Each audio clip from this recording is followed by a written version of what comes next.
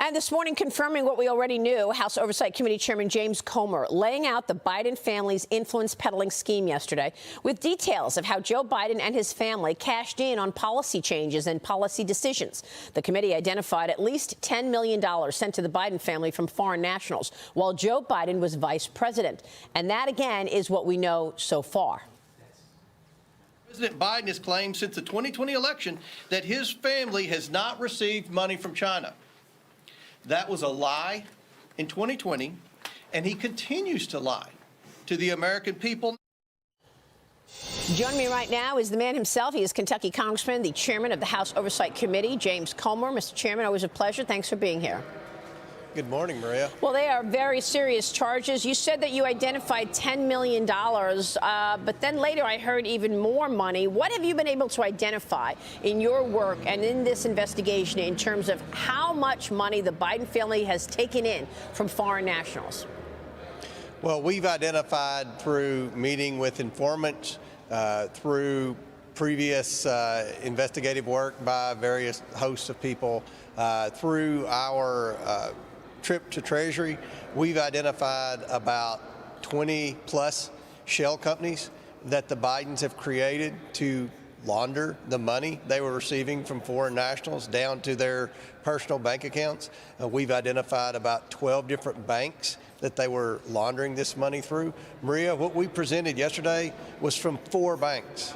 We have 8 more banks to go, but what we found is thus far $10 million that I don't think a single member of the Biden family can explain how they received was deposited into the Biden family account. And the way they did it, the way they transferred money around is honestly why they got so many suspicious activity reports from the banks, because it's a pattern of money laundering. So there's clearly a trail of corruption here that leads all the way to the top. I mean, why else would the Biden family be receiving this money were it not for the big guy who was vice president and now president? And remember, Maria, the media always covered for Joe Biden and said these payments weren't made when Joe Biden was in office. They were made when he was a private citizen.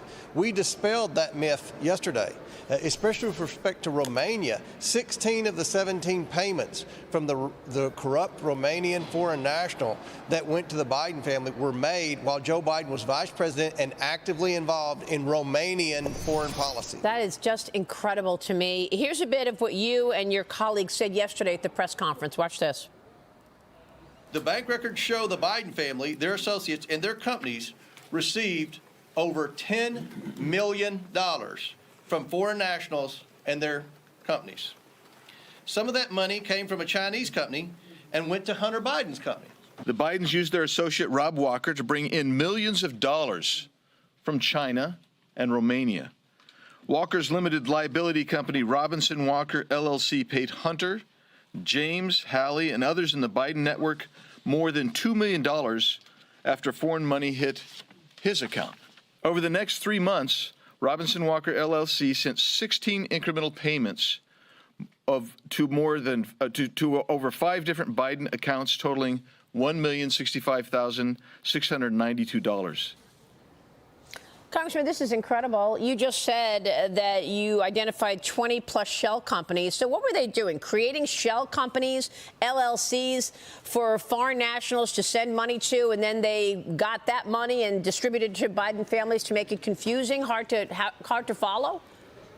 Yeah, that's exactly right, Maria. And you know, there's a term for that. It's called racketeering. When you create companies for the sole purpose to hide money, to try to use it in a laundering scheme. So the banks knew that this smelled of money laundering. I don't think all the banks knew about how many different LLCs the Bidens had created. So I've made some pretty serious accusations yesterday at a nationally televised press conference, but I haven't heard one thing the White House has said to dispel anything that I said, other than they say, well, it's conspiracy theories. Conspiracy theories, we showed bank statements. This is something that the press isn't used to, especially since Adam Schiff was leading investigations when the Democrats were in control. We actually have a thing called evidence now, and the evidence was in the form of bank statements. So when we say to a national audience that the Bidens created 20 companies that serve no purpose other than to launder money. That's a pretty serious accusation, Maria, and not a word from the White House, not a word from the mainstream media in pressing the White House to determine whether that's true or not. So, what the Bidens need to tell the American people is exactly what those 20 companies did. What did they produce? What services did they offer? And what we're going to do moving forward in this investigation, Maria, is we're going to demand that the Biden family provide invoices or evidence that they actually did provide services or sell something or manufacture or do something like a normal business to receive that money. If they can't do that, then obviously all eyes are on Joe Biden, because why else would foreign nationals be wiring money to his nieces, nephews, and grandchild were it not for things that Joe Biden was doing that would provide a return on the investment? Yeah, I saw that one of the recipients was his 2-year-old granddaughter.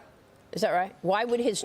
No, I don't. It wasn't the one in Arkansas. I can tell you that. Okay. But it was one of the grandchildren. One of the grandchildren who received money, and we're trying to understand what this money was for. Can you connect the dots to tell us about some of the decisions that Joe Biden made as vice president, which would warrant him getting paid? And obviously he's getting paid personally after making decisions on behalf of America. When I spoke with you in the past, I raised this very concerning issue of Joe Biden, when he was vice president back in 2013, signed a memorandum of understanding to allow hundreds of Chinese companies to enter and raise huge amounts of money in our capital markets without complying with federal securities laws. And I asked you if that was one of the 6 decisions that you were investigating in terms of one of the reasons that Joe Biden was paid. Is it? And what other things did he do in terms of decisions, policy decisions, that you believe could have been the reason for payback? Well, you're absolutely right, Maria. That is one of the main decisions. There's no explanation for it. You put China first and American publicly traded companies last. Why else would you do that? Remember, Joe Biden said during the presidential campaign that his family never received a penny from China. We proved that was a big, fat lie yesterday. So there's a money trail that would lead from China to the Biden bank accounts, and that would go a long way in explaining why he would do something like that that's so detrimental to American publicly traded companies. You also look at some decisions that he made while he was vice president with respect to foreign aid. And remember, we only talked about 2 countries yesterday. There are many more countries. And what I said to people about the Bidens and where they were influence peddling, China was probably the most reputable country they were dealing in. I mean, This is how bad some of these countries like Romania were that they were influence peddling in. And the one thing that Joe Biden had in common with these very shady countries that they were influence peddling in is he was taking a lead in things like foreign aid, in major policy decisions that the Obama administration was making with these countries. So, there's a lot more to come. We gave an update to the American people yesterday, and I think at the end of the day, we proved that Joe Biden hasn't been truthful about his family's income streams. We proved that the Biden family don't have a single legitimate business. Their business was taking money from our adversaries around the world. And we identified 9 of the Biden family members who were in on the gig. Unbelievable. And, we also questioned the China initiative, and that's when he was president. When he walked into the White House, one of the first things he did was cancel the China initiative, which, of course, was an initiative that the FBI was arresting people who were sending information, intellectual property to China. But, Congressman, you need a willing partner in this in the DOJ, and you don't have it. The FBI is refusing to hand over that document that you subpoenaed. It allegedly proves that President Biden was involved in an illegal bribery scheme with a foreign national. In a letter to you, the agency writes this. It wants to, quote, avoid revealing information, including unverified or incomplete information that could harm investigations, unfairly violate privacy, or create misimpressions in the public. So what are you going to do now? Well, we've got a plan B. Unfortunately, Senator Grassley and I feared that the FBI would continue to cover this up.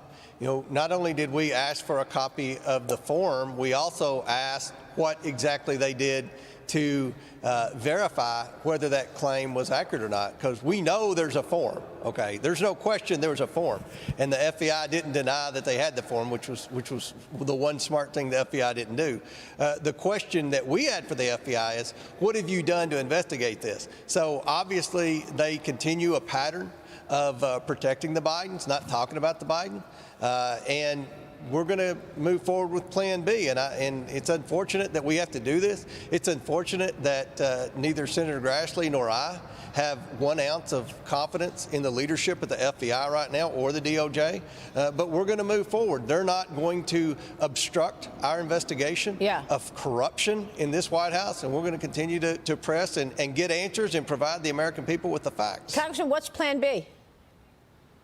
Well, stay tuned, Maria. You'll be the first person that'll know, I can assure you. But it's, we assumed the FBI would continue this pattern of behavior of, acting independently. I mean, this is an example of the deep state and the fourth branch of government. There's supposed to be 3 branches, the executive, legislative, and judicial. But what's happened in the last decade is there's a 4th branch, and it's the government bureaucracy, and they have no checks and balances. And we have to do something about it. If the senators don't stick with us this fall, when we reappropriate the funds for the next 12 months, then there's going to be a lot of problems here in Congress. We've got to hold the DOJ accountable. We've got to do it with the power of the purse this fall when we are able to renegotiate the budget for the next 12 months. Some of the most serious allegations ever leveled at a sitting president, and the mainstream media refuses to cover it.